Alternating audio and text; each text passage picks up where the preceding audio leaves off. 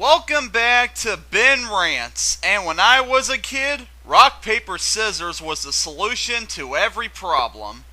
Today's rant might be shocking to you. Today, I'm actually ranting on something I like. You all know I love music, and the main way I listen to music is by the use of CDs. However, CDs aren't without their faults, and those faults have frustrated me enough for me to address them. So, get ready for a lesson in consumer education. Here is my rant on CDs. My first problem I have with CDs is something that's a problem before you even take the plastic off. It's the fact that most CDs come in jewel cases. Yeah, those cheap plastic cases that break if you drop a toothpick on them.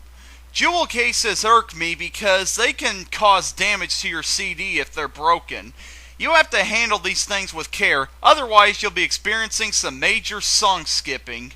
So, if you store them well and handle them like a newborn baby, I'm sure you'll be just fine. However, that doesn't stop the people who ship the CDs from damaging the cases. I swear, I wouldn't be surprised if sometimes I picked up a CD and the case was cracked. What? Did the truckers use them as frisbees before a shipment? Before you say anything, I know that it might not always be the trucker's fault. There could be a case where one of the employees of the store uses one of the jewel cases as a fly swatter. Or, there could be a case where a little kid picked up a CD and dropped it, but I doubt a little kid would pick up a copy of Nirvana's Nevermind. So, I really think they should get rid of jewel cases. This isn't the 90s anymore. Update your dagnab packaging! This is why I'm glad that the Beatles remasters use cardboard. It's light, smooth, and you don't have to worry about it breaking. Bottom line, jewel cases suck. Throw them away. That is, after you take the CD out of them first. My next problem with CDs is most of them don't have run times for the songs on them. Most of the time, they're not on the back or in the book. Come on! Is it really such a hassle to tell me how long a song is? Maybe I don't have much time to listen to music, so I don't want to get caught up listening to a 20-minute song, which causes me to have to come back to it later because I had to stop listening to it due to me running out of time. All because you were too lazy to list the freaking run times! For the few CDs I have that list run times, thank you. For those who don't, bite me. My next complaint is on the content of CDs themselves. You see, I like a lot of bands, but not to the point where I want to collect all their albums. I just want a collection of their best songs all in one CD set. This is where greatest hits CDs come in. However, greatest hits doesn't always mean best of. You have to be really careful when getting greatest hits CDs because the greatest hits are just songs by the band that did well on the US Billboard. This means that you could buy a greatest hits CD and it doesn't have some of your favorite songs by the band. A prime example for me is a Fleetwood Mac CD my dad gave me. It was their greatest hits, but it was severely butchered. There was no Landslide, no Secondhand News, no Gold Dust Woman, no Monday Morning, and no The Chain. Come on, those were some of Fleetwood Mac's best songs and you're leaving them off? Screw you! So, I eventually replaced this piece of crap with a 2-disc best of Fleetwood Mac CD. Another good example of greatest hits CD sucking the big one is Heart's Greatest Hits. This CD is an insult to the band. There's no Dog and Butterfly and no Dreamboat Annie. If that doesn't tick Heart fans off enough, there's an acoustic version of Straight On. Come on, I want the real song, not a different version of it. How did that even become a greatest hit? And the ultimate insult, Barracuda is on the CD, but it's live. Really? Live? Did it have to be live? If you know my taste in music, I hate live songs. I just feel the musicians sound better in the studio. What moron would pick a live version of a song over the original? That's moronic! Screw this greatest hits CD. Looks like I'm getting a 2-disc best of Heart CD in the future. So, since greatest hits CDs suck and are too risky to buy, I recommend getting best of CDs.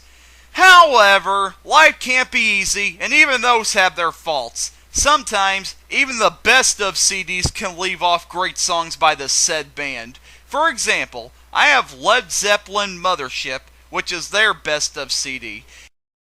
It's really good with having some of their best songs, but there is a couple of problems. First, the CDs are a pain to get out of the holders, but that's unrelated. Second, there are a few songs missing. That's right, Going to California and my favorite Led Zeppelin song, Fool in the Rain, aren't included on this CD. Oh, come on! However, here's what really insults me about that fact. Disc 1 of this collection has 13 songs on it, and Disc 2 has 11 songs. If you don't suck at math, that adds up to only 24 songs. Come on! They might say that maybe the CD length was reached, but that's bullcrap! A CD can hold up to about an hour and a half of music. Neither of these discs even come close to that mark. Plus, Disc 2 only had 11 songs on it. Are you trying to tell me you couldn't fit 2 more on it? Give me a break! So now, I have to buy the 2 separate albums those 2 songs appear on just to have them. What a jip. However, Led Zeppelin isn't the only band that's been shafted when it comes to best of CDs. I have several best of CDs that are missing a couple of songs. The essential Billy Joel is missing Big Shot. The essential Michael Jackson is missing I'll Be There. And Kiss Gold is missing the studio version of God of Thunder. It just annoys me that no CD can be perfect. There's always got to be something wrong with each and every one of them. I'm starting to think this world loves misery. Another thing that sucks is when they try to make best of CDs for bands that aren't known for their songs, but bands that are known for their concept albums. Pink Floyd is the big example of this. If you're new to Pink Floyd, don't even think about buying one of their best of CDs. Pink Floyd specialized in making albums that are made of songs that tell a complete story. Songs by themselves, while great, feel empty because they're pulled from the rest of the story. For example, Dark Side of the Moon is about the lifetime of an average person. Nobody's going to know the whole thing if the only song we hear in it is Money. And The Wall is about a rock star named Pink who wants to isolate himself from the rest of the world. Nobody's going to get Mother if that's the only song they hear from the album. So, stay away from the best of Pink Floyd CDs. You're better off just sticking with their albums.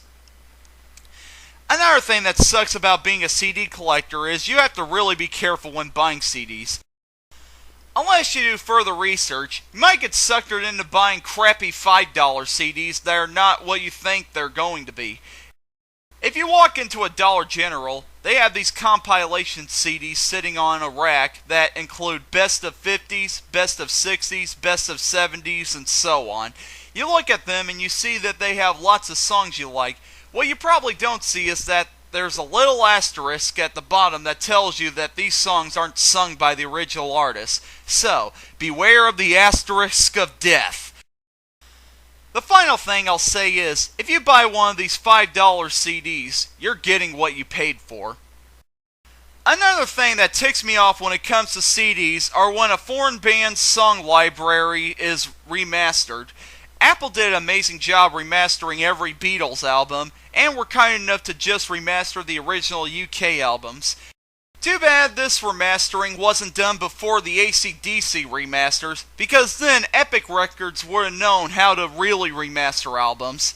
It all started in 2003 when Epic Records started to remaster AC/DC's albums. Sounds awesome, right? Well, the bad part is, they were remastering the US albums. Why? Any AC/DC fanatic will tell you the American albums pale in comparison to the Australian albums. Songs are missing, the covers are different, and the placement of all the songs on the American CDs are all jacked up. We Americans made this mistake years ago when these albums were being released in this country for the first time, so why did we make the same mistake twice? It's bullcrap! Another slap in the face is that the remaster of Jailbreak 74, which was originally released to release all the songs that were removed from the other albums, but only included 5 songs, still only includes 5 songs. Really? You couldn't put forth effort to release the rest of the missing songs? You knucklebrains! However, despite the fact that AC/DC's CD library has been butchered by the American music companies, they were kind enough to give us AC/DC backtracks, which released the rest of the missing songs. The only problem is, it includes a live CD and a live DVD, and it costs around $25. Come on, can't you just release a CD that has the studio rarities by itself? I don't want any of the other stuff. Well, at least I know what one of my Christmas presents is going to be this year. Anyway, when releasing remasters of foreign bands' music, follow in the influence of the Beatles remasters, and you probably won't have me breaking down the doors of your studios and ripping your arms off. So bottom line, CDs are a miracle for music lovers. For over 20 years, they've been filling our ears with delightful tunes and have been great presents for me when I've been wanting to update my music collection. However, they aren't without their faults. All I'm wishing is the packaging was a little better most of the time, and they were more fan-friendly when it comes to releasing a band's complete library and their best hits. Of course, I know this comments will be filling up with, "Ben, you're an idiot. Why don't you just get an MP3 player and download songs instead of buying CDs?" Well, maybe I don't feel like it. Maybe I like being able to listen to music in my room on my CD player and not having earbuds shoved into my eardrums. Maybe I don't feel like using a credit card and paying 99 cents to download each song. Maybe I don't want to take the risk of downloading music illegally and having the government burst through my walls like the Kool-Aid Man and snapping handcuffs on me. Maybe I love the feeling of physically having an album right in the palm of my hands, reading the little books that come with them, and looking at all the awesome pictures of the band that the CD is dedicated to. Maybe I like getting all the cool bonus stuff that comes with the CD, like posters, stickers, you name it. Maybe I like the fact that if I don't know what a singer is saying in their songs, I can look up the lyrics in the little book and read them. Maybe I just live by the analogy that if something is fine the way it is, then I don't need to switch to something else. Didn't you ever think of that? Well, this is the internet, so probably not.